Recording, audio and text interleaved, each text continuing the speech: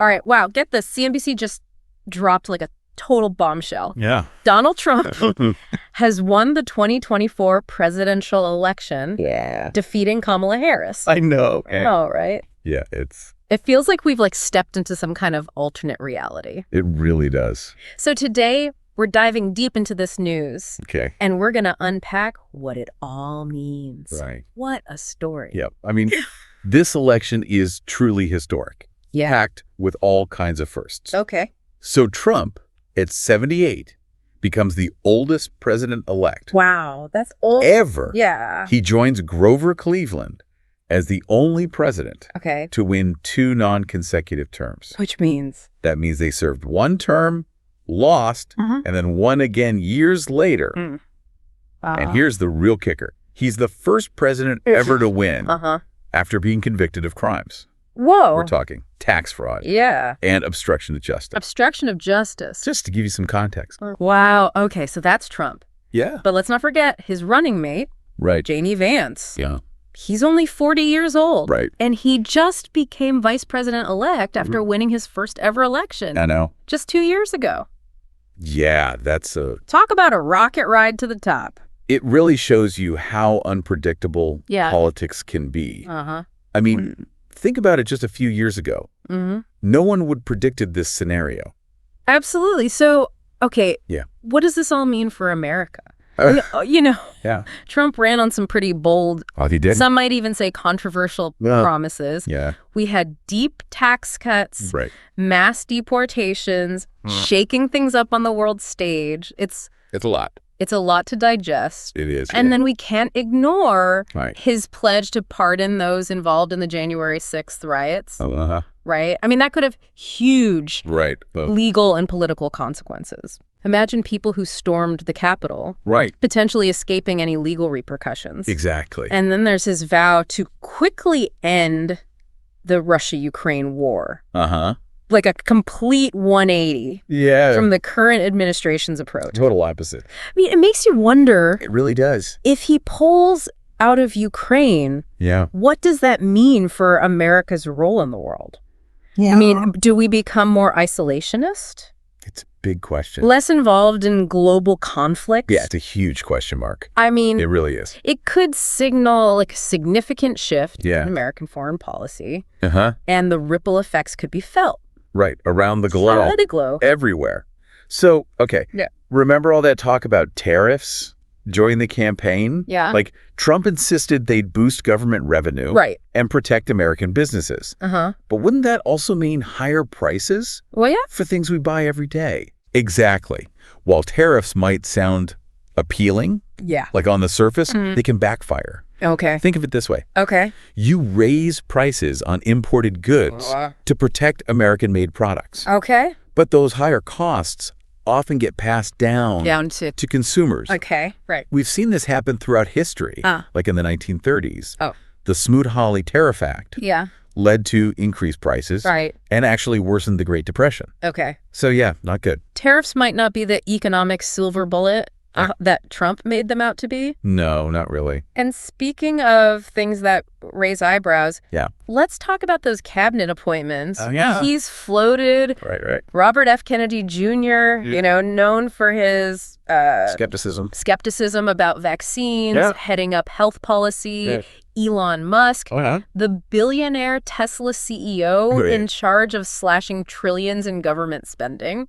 It's a pretty wild mix. It's a pretty wild mix. It is. Unconventional, to say the least. Very unconventional. I mean, Kennedy Jr.'s appointment Yeah. could have major implications for public health, especially vaccination efforts. Exactly. And while Musk is a brilliant entrepreneur, He is. his experience with government budgeting.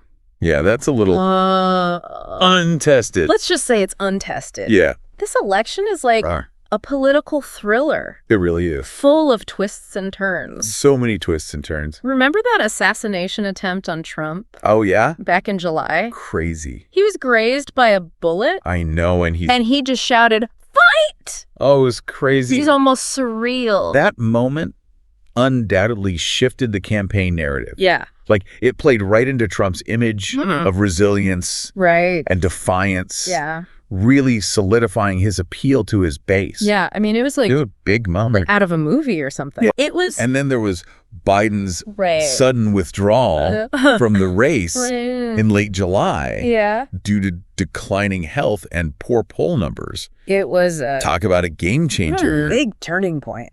It thrust Harris into the spotlight. It forced her to adapt to a race that was already in full swing. It was. I mean, remember, she had to pivot from Biden's existing platform while fending off attacks from Trump. Yeah, very difficult. Stepping into the race midstream like that must have been incredibly challenging. Absolutely. And despite, a strong debate performance against Trump, his campaign cleverly blamed her for the economic issues that had plagued Biden's presidency. And it was a tactic that resonated with voters who were just looking for change. It really shows how much messaging matters. It does. In a campaign, even if Harris wasn't responsible. For those economic problems, Trump successfully tied her to them. He did, In the minds of many voters, it makes you wonder. It does make you wonder. How the race might have played out if Biden hadn't dropped out. That's a fascinating what-if scenario. I know. Like, it's possible Biden's declining health and unpopularity might have led to a Trump victory regardless. But Harris stepping in definitely introduced a whole new set of dynamics. Okay, so we've got Trump back in the White House. Back in the White House. A cabinet filled with controversial figures. I mean. And an election campaign packed with enough drama. I know. For a Hollywood movie. It is. It's crazy. This deep dive has been a wild ride so far. It really has. It does feel like we're living in an alternate timeline. But these events have very real consequences. They do. The decisions Trump makes in this second term will have a profound impact on the lives of millions of Americans. Millions of Americans. And speaking of decisions, let's not forget his promise to pardon those involved in the January 6th riots. That's a move that could set a dangerous precedent, don't you think? It really could. I mean, imagine the message it sends that political violence can go unpunished. Exactly. It could undermine the rule of law and further erode trust in our institutions. It's a big deal. We could see like a huge backlash. Huge. Both legally and politically. Yeah, absolutely. But it's a promise Trump has repeated throughout his campaign.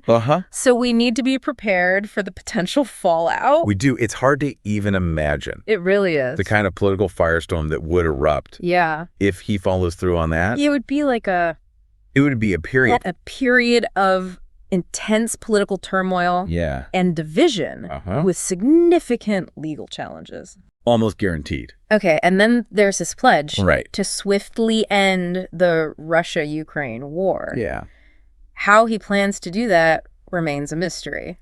I mean... But it's a promise with major global implications. For sure. You probably think, how on earth could he possibly end that war quickly?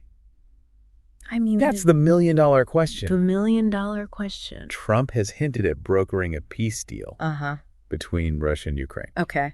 But what would that look like? What would that... What concessions would be made? Would Putin even be willing to negotiate?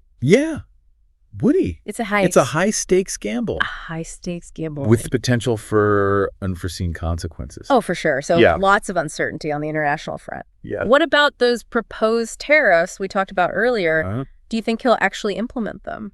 It's hard to say. And if so, what kind of impact will they have on the economy? If he follows through, those tariffs could lead to higher prices for all of us. For all of us. And potentially trigger retaliatory tariffs from other countries. Leading to a trade war. So it's a risky move that could harm the very industries he claims to be protecting. Wow. It reminds me of the bigger thy neighbor policies of the 1930s, where countries tried to protect their own economies by raising trade barriers, ultimately hurting everyone involved. Oh, wow. So good. It feels like we're at a crossroads. It does. With the potential for both good and bad outcomes. Yeah, it really does. Depending on what Trump chooses to do. That's a really insightful observation. Oh, thanks. This is a pivotal moment in American history. It is. The decisions made over the next 4 years will have a huge impact on the country's future. It all boils down to that. It does. What will Trump's first 100 days in office look like? That is the big question, isn't it? It is the big question. Like, will he double down on those controversial campaign promises? Yeah.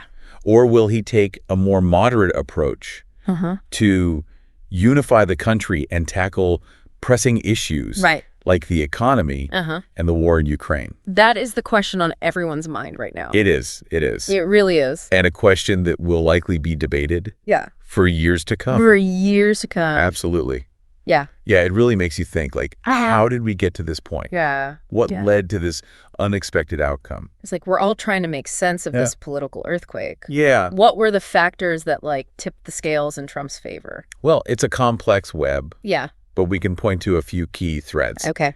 Economic anxieties played a big role. Right. A lot of voters felt left behind by the economic recovery. Yeah. And they were looking for someone to shake things up. Right. Someone to shake things up. And then you've got deep social and cultural division that have fueled political polarization. Yeah. And let's not forget the growing distrust in institutions, government, media, you name it. Across the board? All of this created like a perfect storm for a candidate like Trump who promised radical change and positioned himself as an outsider fighting against the establishment. It's a good reminder that we need to, like, look beyond the surface. Yeah, absolutely. And understand the deeper currents shaping our political landscape.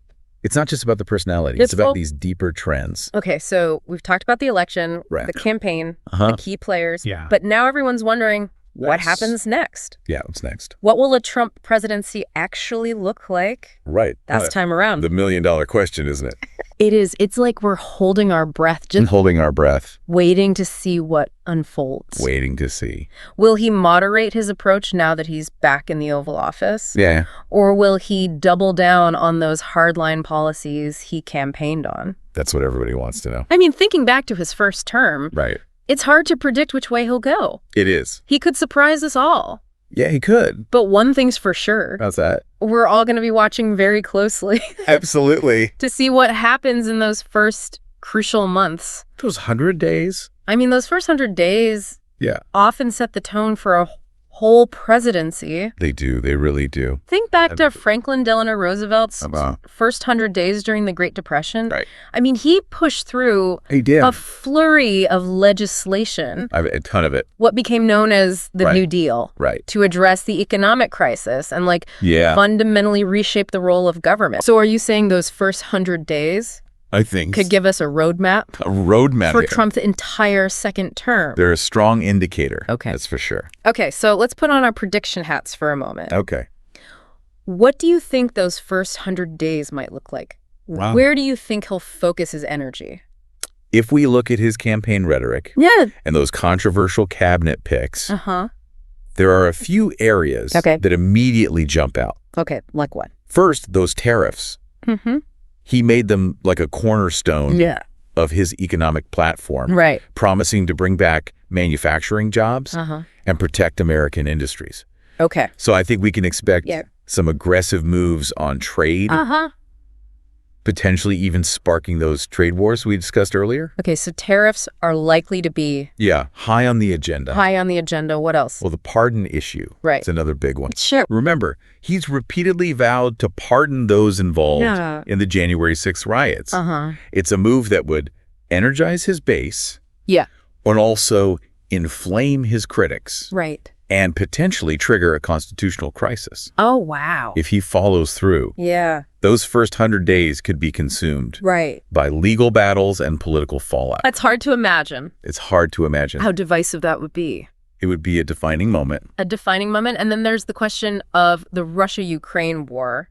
He's promised a swift end to the conflict. Yeah, he has. But how he achieves that is anyone's guess. It really is. Will he try to broker a peace deal, even if it means making concessions to Russia that alienate our allies? Exactly. That's the question. Will he pull back American support for Ukraine, potentially emboldening Putin?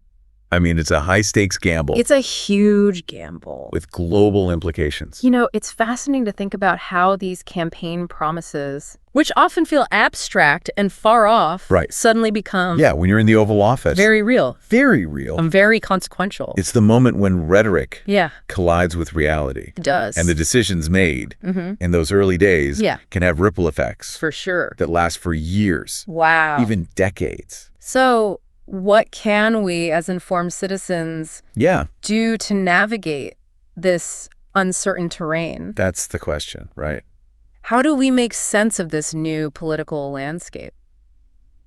Well, first, I think we need to stay engaged. Yeah. That means staying informed, having those tough conversations. Right. And holding our elected officials accountable. Holding them accountable. It also means being willing to listen to perspectives that differ from our own, trying to understand the concerns and motivations of those who voted differently. Yeah. It's easy to retreat into our own echo chambers, but real progress requires dialogue and empathy. It's a good reminder that democracy is an ongoing process. It is. Not a spectator sport. You got to participate. We all have a role to play. We do. In shaping the future of our country. Absolutely. And while this election has thrown us a curveball, it has. It's also an opportunity to reflect on our values. Yeah. Engage in meaningful dialogue. And work towards building a more inclusive and resilient society. Okay, so before we wrap things up, let's turn to our listeners. Given everything we've discussed today, what are your predictions for Trump's first 100 days? Yeah. What do you guys think? What actions do you think he'll prioritize?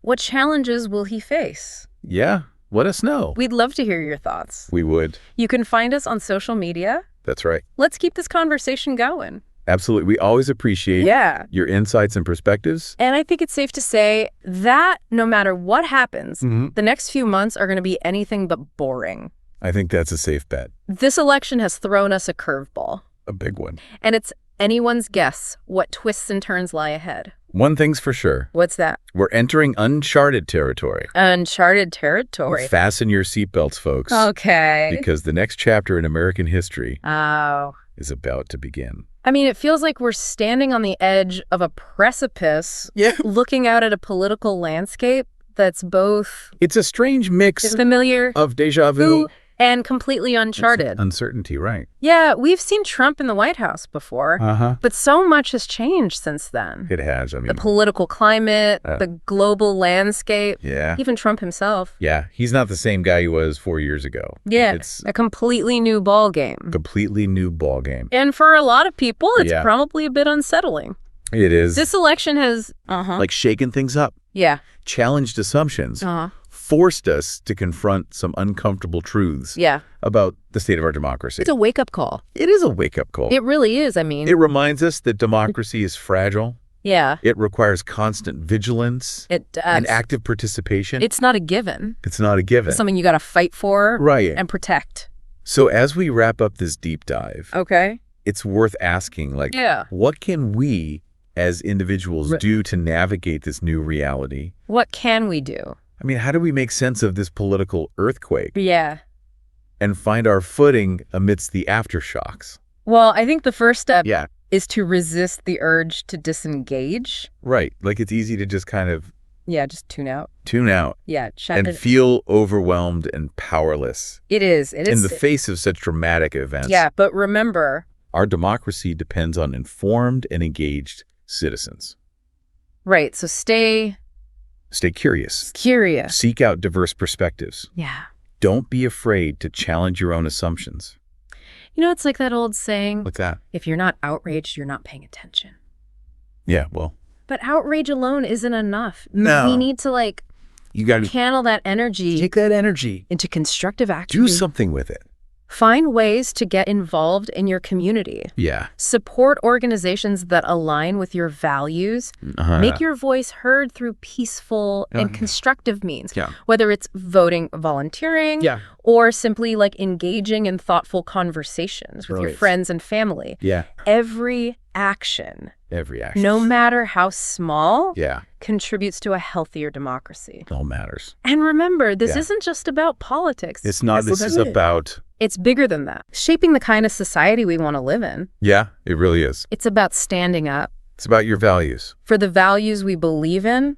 Equality. Right. Justice. Yeah. Fairness. Opportunity for all. That's it. Those are the values. Those values are like... the bedrock. The bedrock. Of strong and vibrant democracy. It's just that they're worth fighting for. They are. Even when the path ahead seems uncertain. Even when things are tough. So as we close out this episode, I want to leave you with this thought. Okay. Don't underestimate the power of your own voice and your own actions. It's true. We may not have all the answers, but we can each play a role. Right. We all have a part to play. In shaping the future we want to see. We do. So stay engaged, stay informed, and most importantly... What's that? Stay hopeful. Stay hopeful. Hope is essential. It is. Even in the face of adversity. Yeah. It's the belief that we can make a difference. That we can build a better future together. And that belief is what keeps democracy alive. Well said. And on that note, we'll wrap up this deep dive. Okay. Thank you. Thanks for listening, everybody. For joining us on this wild ride. It's been wild. Through an alternate 2024 election. Yeah, who knows what the future holds. We'll be back soon with another fascinating topic to explore. We will. Until then, keep those brains buzzing and stay curious. Stay curious out there.